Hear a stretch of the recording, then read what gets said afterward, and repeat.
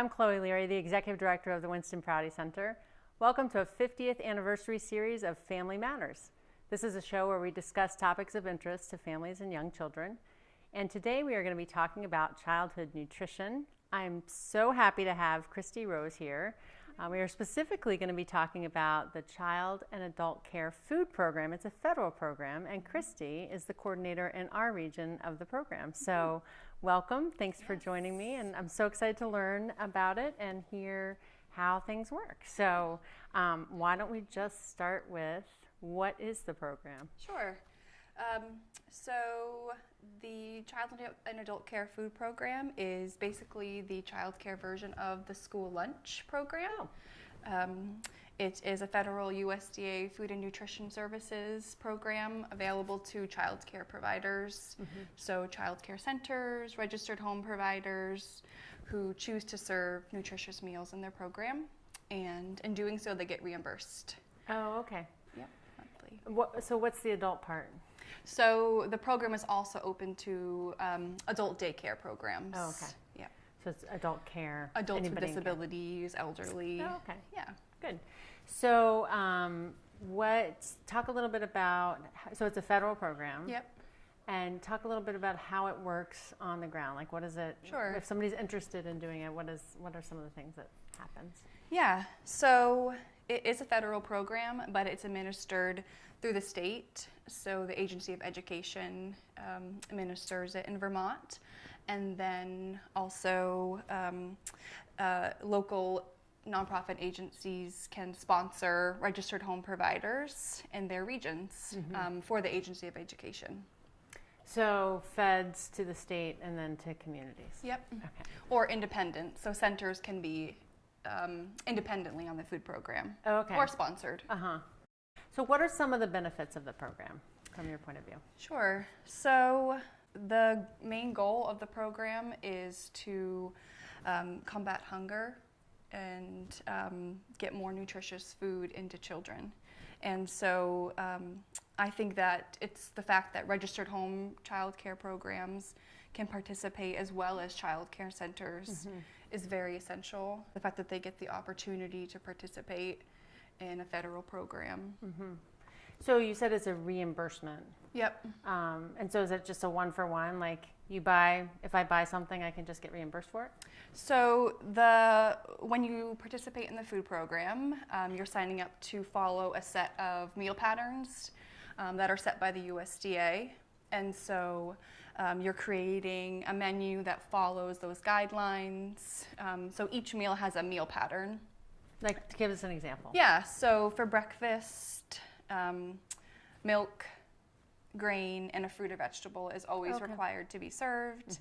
Lunch, milk, fruit, vegetable, grain, and a protein is required to be served. So when you choose to participate, you choose to recognize that there's certain rules and regulations that you need to follow in order to be reimbursed monthly. Yep. Do you have to do, so you said there's breakfast, lunch, can you do part? Yep, so providers can be reimbursed up to 3 meals every day for each child, and one of those meals needs to be a snack. So most providers choose breakfast, lunch, and either a morning or an afternoon snack. Some providers choose not to serve lunch, so they do breakfast and 2 snacks. That's another great thing, is that it can be flexible in that way. So a lot of programs, serving lunch might be just too much. So, and for some programs, getting that extra reimbursement every month for serving lunch is worth it for them. Is it that you submit receipts and get reimbursement, or is it just a per child, like I served this many meals and there's a set rate for it? Yeah, so there is actually an online claiming system, KidCare, which is what our sponsored providers use to go in and register their children or enroll their children into the food program. And then every month they're going in and entering all the meals that they served, and also what children ate those meals for every day. Yep, and then at the end of the month, that's actually sent over to us to be processed. And so it's based on how many kids got a meal. Is it like $5 a meal or something versus? Yeah, so it's different for every meal. Actually, I brought the rates here. So for breakfast is $1.31, lunch is $2.46, and then a snack is 73 cents. And that's per child, per every meal that they're served. So if you have 10 kids in the program and you serve them a snack and you document it and it follows the meal pattern, they would get $7.30 for that snack. For that day. For that day. Yep. And do people find that it's worth it? In terms of, do you know what I mean? Like, like I assume there's a lot of paperwork. Yes, there's a lot of paperwork, and so sometimes when you're looking at the 73 cents for a snack, you might think to yourself, "Oh, is that worth it?" That's exactly what I started thinking. I'm like, huh. Yeah, but I think it really does add up over time, and I hear a lot that every little bit helps. So, we have some programs that are receiving $200 every month, and that can stock up your crackers and your your essentials that you need in your program, and then we have some providers who are over $500 every month, and usually that's a very full program, and they're serving breakfast, lunch, and the afternoon snack. So when you do choose to serve lunch, your reimbursement is going to be higher, obviously, if you have the capacity to do it. Are there is some food okay? So it's meant to be nutritious and support nutrition. What are an example of some things that you can or can't serve? Yeah, so actually when I started this position in, 2017, they actually updated the new meal patterns for the first time in years, and a lot of those reflected the fact that we need to have less sugar in our children's diets. So yogurt has to meet in a certain requirement, less than 30 grams of sugar per cup. Breakfast cereal has to meet a certain sugar requirement. Grain-based desserts are no longer reimbursable, which they used to be. Things like... What's a grain-based dessert? Yeah, so something like cinnamon bun or a donut. Those used to be reimbursable. Okay, I'm glad we updated our just guessing. Right. That was not. Yeah, so now it has to be, not a sugary substance. Granola bars aren't reimbursable, just for the plain fact that you could have a really wonderful, healthy granola bar, but you could also have one packed full of chocolate and tons of sugar. Is it hard to shop with those? Do you get feedback from people participating? I think at first it was worrisome, just the fact because now you have to actually read the labels when you're going shopping. I think most providers tried to have less sugar anyways, because behaviors can come from excessive sugar. I think there's been a lot of resources out on reading nutrition labels. That's actually a big topic that we did last year in our trainings that we offer.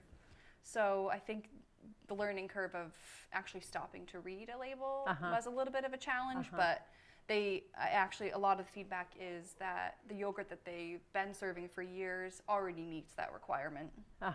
So yeah, not too hard to make the transition. Yep. It occurs to me that you said the main purpose of this program was to fight hunger and be nutritious. Right.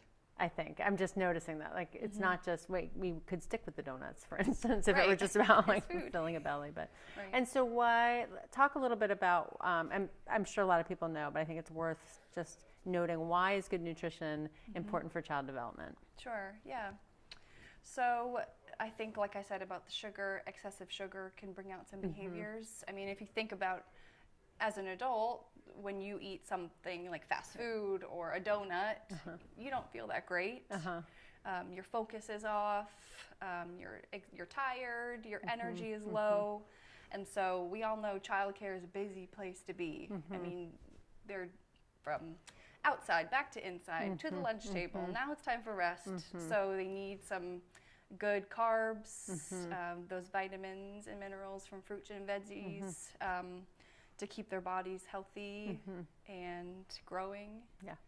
And also to instill those habits as they get older. Right. If we start young and sort of just make it part of what happens, then it's easier to keep going. What are, just to circle back to, what are some of the other challenges? So shopping or maybe finding the right foods and reading labels, but are there other challenges you see providers run into that sort of feel like a barrier? Yeah. The documentation, for sure, is a challenge. So the state and USDA requires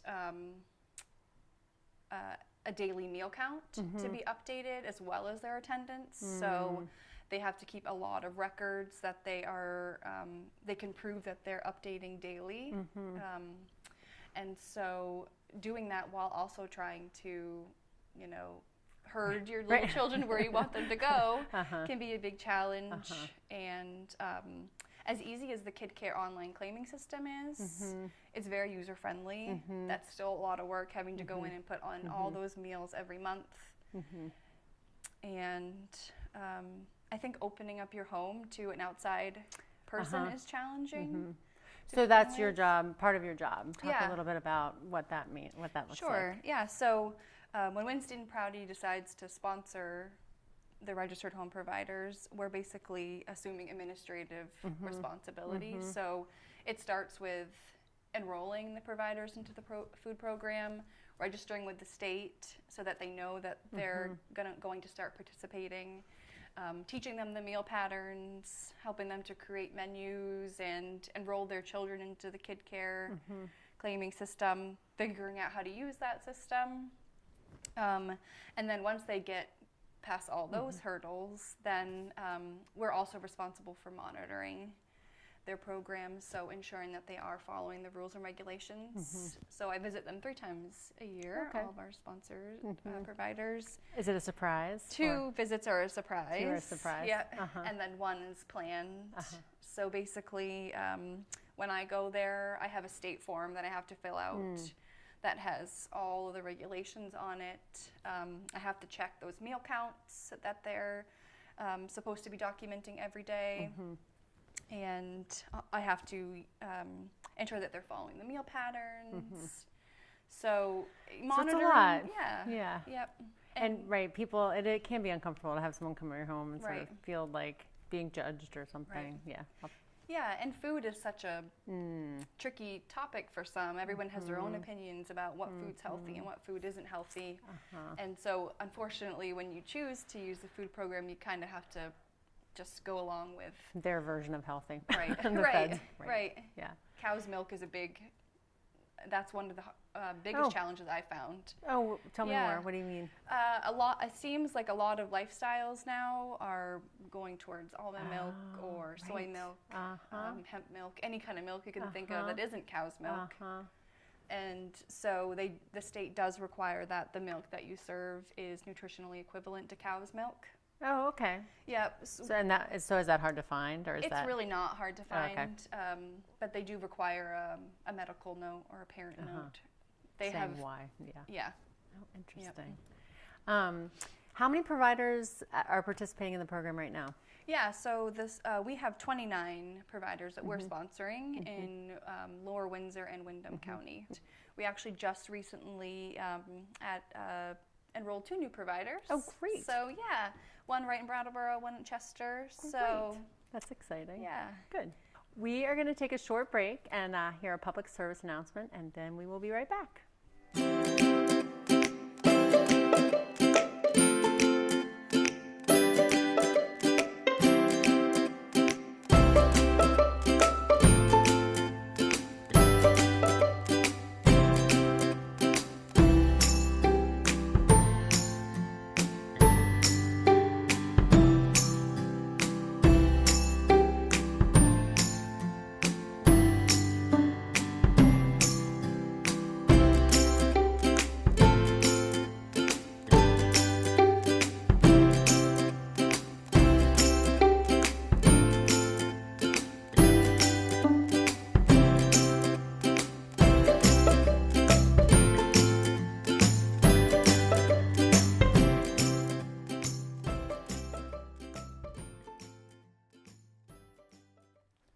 Hi, welcome back.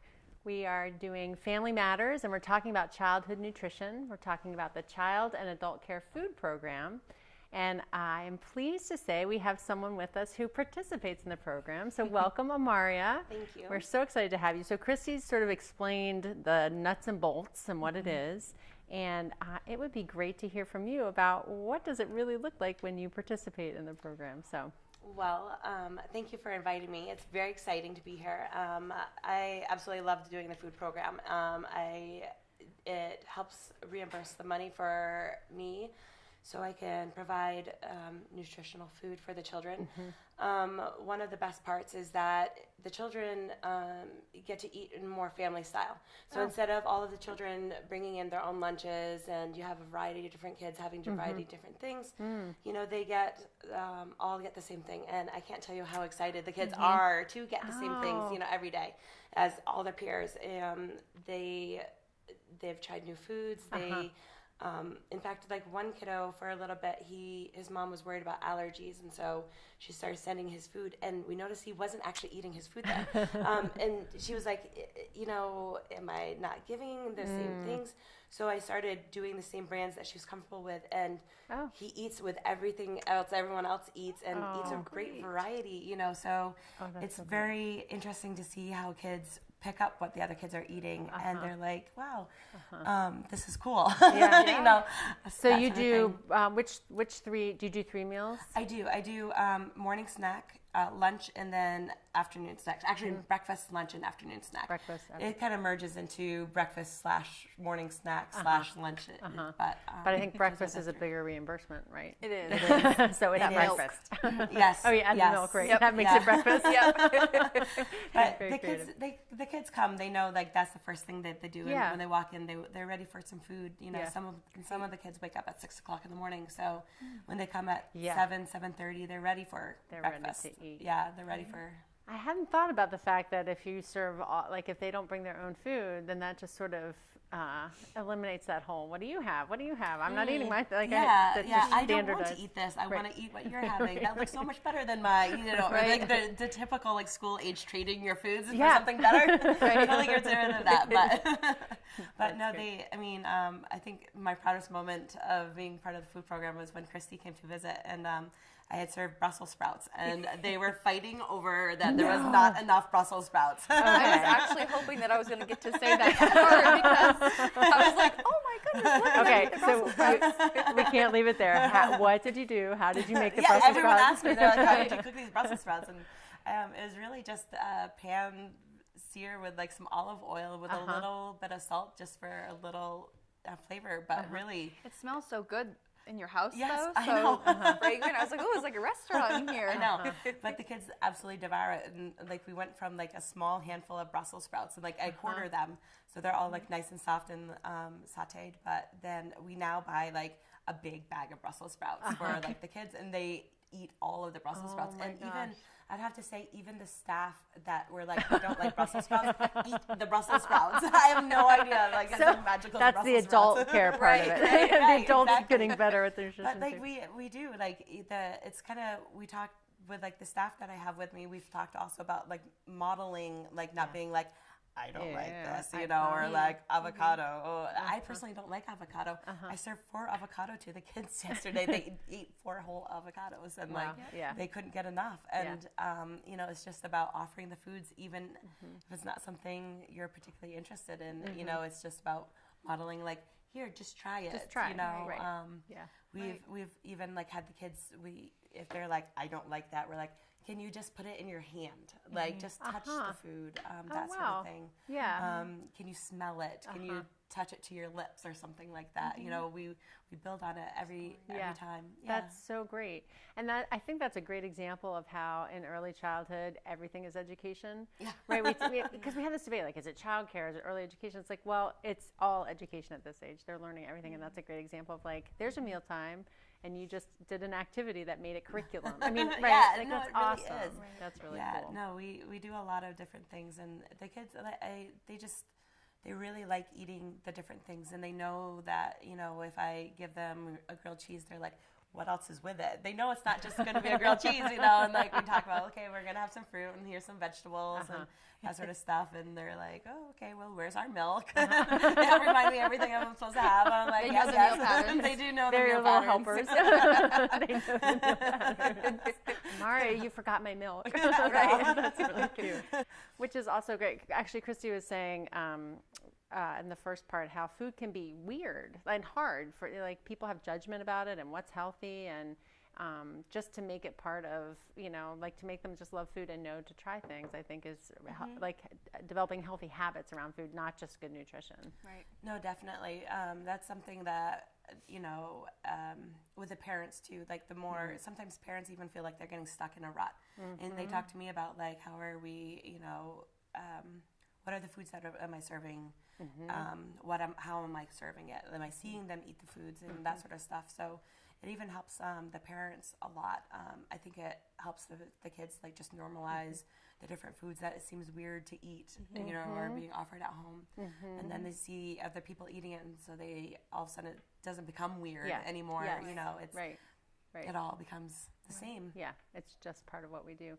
That's such an interesting point too about families. Like I think we talk a lot or think a lot in early childhood about how people want to educate families about that. I don't know. It can seem condescending sometimes, but that's such a natural way for it to happen, right? You just like when they ask, when it was meaningful to them, or when their kids say, "I had some great Brussels sprouts," they're like, right, "Oh, okay, maybe I should try Brussels sprouts." It's like it has this cumulative effect almost, or amplifying effect. And it's just interesting. For example, I have a kiddo that comes every once in a while that has a short gut. And so she has a completely different dietary need, and the things that I have to serve her weren't necessarily the things that I would think to serve the children, like black olives. But she needed black olives, and so the kids were seeing that she was eating black olives, and so I was like, why not give all the kids black olives? And it's not like part of the food program that I actually reimburse, but it just I was like, why not? We'll just do a vegetable, fruit, and then black olive, and just give them a couple just to try. And adds to their arrangement. And like one of the parents was like, we never have black olives at our house, and their child like eats black olives like there's no tomorrow. But like the parents of like the short gut like also love this, that their child is now feeling like their foods are so normal, and like everyone else is eating it. Right. But I have another family that's vegan, and so that's like interesting. It's so interesting. But like because of that, like we have a lot more beans like being served, and like that sort of thing. So it just adds so many different things to it. So how do you pick and choose like the different things and ways that we're serving things and offering it to the other kids so they see it and they're like, we don't like beans. We're like, but let's try it. Like smell they're it. Eating it. Yes. So like we put a little flavoring to it. Try this one. Like you'll see how this goes. But, Right. So that's interesting. So we're listening to Kristy sort of describe like there's meal patterns in certain food, and you check the labels. Like it already sounds kind of not maybe a little tricky. Like you have to put a little extra effort in, and then when you have special dietary considerations, that adds a whole other layer to it. So I feel like it's so important for the families to provide this.